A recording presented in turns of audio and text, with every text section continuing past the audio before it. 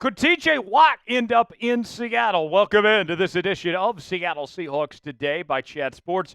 Tyler Jones, your fearless leader, here with you. Thanks for joining us. Coming up on today's show, we are going to look into the possibility of bringing the all-pro pass rusher to Seattle. How likely is it? What would it take to make it happen?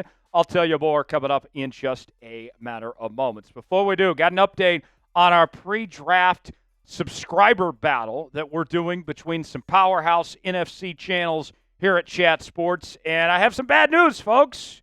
We have lost our lead. The 49ers report. The 40-winers have taken first place in this sub-battle with 2,515 new subscribers. Cowboys report also ahead of us now as well with 2,485 new subs. We're down a bit back at 2,469. So we got to pick up the pace a bit, folks. If you want daily Seattle Seahawks news and rumors, live shows twice a week, in addition to our breaking news, our Q&A mailbags, and to defeat the 49ers and Cowboys report in this sub-battle, you got to subscribe to the channel. Subscribe now for free, youtube.com/SeahawksTV, and we'll get started with today's show. The Seattle Seahawks are one of two favorites, according to the folks at Bet Online, one of the sports books out there, to land Steelers edge rusher TJ Watt. And you may be wondering, first off, why would the Steelers trade such an incredible player like TJ Watt? Well, here's some context for you. There is a report that Watt is not happy in Pittsburgh right now, as he's trying to get a new contract, and the Steelers have not been great to work with in this situation, as they're still trying to figure out their situation with Aaron Rodgers, and they've kind of prioritized Aaron Rodgers as well. And within the last 48 hours, TJ Watt took to his Instagram feed, posted this on his story, him in a Steelers jersey with a peace sign. And a lot of people are trying to connect the dots together. Some cryptic message here is TJ Watt wanting to leave Pittsburgh. Well, Mark Cobley, who covers the Pittsburgh Steelers, he gave some context of this situation. He said, after talking to people, I'd keep an eye on this Steelers TJ Watt contract situation moving forward a little more closely. It doesn't appear that the IG picture he posted yesterday was just by chance. I'd imagine an extension is still going to eventually get done, but the price tag just might be a tad bit higher than some anticipated. So, if he were to move on, what are the odds for his next destination?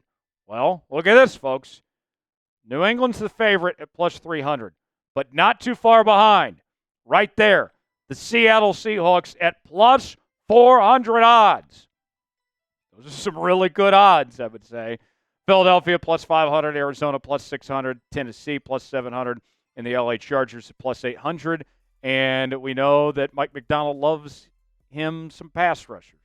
I got to say, I'm very, very interested in this idea of bringing in a player of TJ Watt's caliber. Watt is going to be a first ballot Hall of Famer someday. He's had a fantastic career there with the Pittsburgh Steelers. Just as a fan of the Shield, of watching the National Football League every week, TJ Watt's one of my favorite players in the entire league to watch.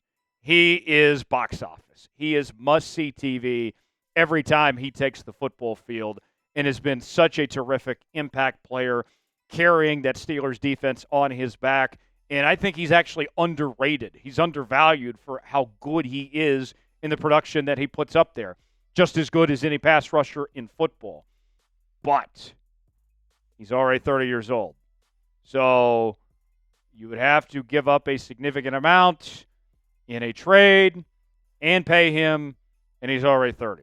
So that's not great. What would it take to pull off a trade? What about the contract situation? We'll examine those things in just a moment. Let's ask you guys real quick. Should the Seahawks trade for TJ Watt? What do you think about that idea? Type T for trade, P for pass. Weigh in our pinned comment today and let us know. Today's show is sponsored by Game Time. Game Time is the place to go for the best seats, the lowest prices guaranteed. Game Time makes getting tickets even faster and easier. Prices on the Game Time app actually go down the closer it gets to the first pitch. With killer last-minute deals, all-in prices, views from your seat, and their lowest price guarantee. Game Time takes the guesswork out of buying MLB tickets. Game Time is the official ticketing partner of Seattle Seahawks today. They offer last-minute deals where you can save up to 60% off buying last minute for sports, concerts, comedy shows, theater productions, and more. Game Time Picks makes last-minute ticket buying even easier than ever by quickly highlighting the best deals in the stadium. They have their zone deals. The zone deals save even more when you choose a section and let Game Time choose the seats. They offer all-in pricing. You toggle this feature, and it'll show the total up front with no surprise fees at checkout. They offer their seat views where you can get a panoramic view from your seat in the app before you buy. The lowest price is guaranteed, or Game Time will credit you 110% of the difference. Your purchase is covered with the most flexible customer service policy in the ticketing industry. And I got to tell you, whether it's getting tickets to Mariner games or other sporting events, I have saved big on Game Time. And it's so easy. I can use Apple Pay, Google Pay, Venmo. I mean, you're not going to want to miss out on the savings with Game Time. Take the guesswork out of buying tickets with Game Time. Download the Game Time app, create an account, and use code JASSPORTS for $20 off your first purchase. Terms apply. Again, create an account and redeem code CHATSPORTS for $20 off. Download the Game Time app today. Last-minute tickets, lowest prices guaranteed. Link is in the comments and the description of today's video. Check out Game Time today. So here is, I would say, the most favorable trade scenario for the Seattle Seahawks if they were to acquire T.J. Watt here. And that's giving up your first-round pick at 18 and your third-round pick at 92. And to kind of give you an idea on all that, folks, Seattle obviously has a number of top 100 picks, but all of a sudden, two of them are gone, and you got to pay TJ. We'll get to those numbers in just a bit, but that is very steep, my friends. Even for a player of TJ Watt's caliber, who's one of the very best in the league, I simply can't justify that type of price to bring in TJ Watt with the effect that it's going to have on the rest of my roster, and I still have a pretty bad offensive line. Then you have to pay him, and that is going to be a lot of money in its own right in order to pay TJ Watt the money that he is going to command. And the most recent contract projection, he's looking for even more money than what Myles Garrett just got from the Cleveland Browns. About a 4-year, $160 million deal to be the highest paid non-quarterback in the NFL with about $130 million guaranteed. And at 30 years old, I mean, your body's going to break down eventually. Maybe TJ is going to be great for the next 4 years. Maybe he's not. Maybe he has just 1 or 2 more years left in him. That's too much of a great unknown for me to go all in that sense. And let me be clear. This is not a knock on TJ Watt's talent whatsoever. As stated previously, I'm a huge fan of TJ Watt, and I've been all over TJ Watt since his college days at Wisconsin, and I thought he was a steal when the Pittsburgh Steelers got him late in the first round many years ago. You look at the resume. This is as good as any defensive player in football. NFL Defensive Player of the Year in 2021. Probably should have won it in 2020 as well. 4-time first-team All-Pro. 7-time Pro Bowler. He also holds the record for most sacks in a single season. He tied that with Michael Strahan with 22 and a half sacks. And I'll even take it a step further when I say I'm not knocking the talent level of TJ Watt. His brother is going to be in Canton here pretty soon as well. And his brother was a phenomenal football player.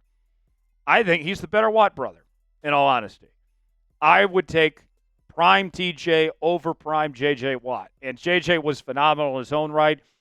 One could argue that they're the two best brothers in a pairing to ever play in the National Football League. Here's what TJ did last season. He had 11 and a half sacks in 17 games played with 27 QB hits and 6 forced fumbles. The year prior to that had 19 total sacks with 36 QB hits and 4 forced fumbles. Got banged up a little bit in 2022, still managed to have 5.5 sacks.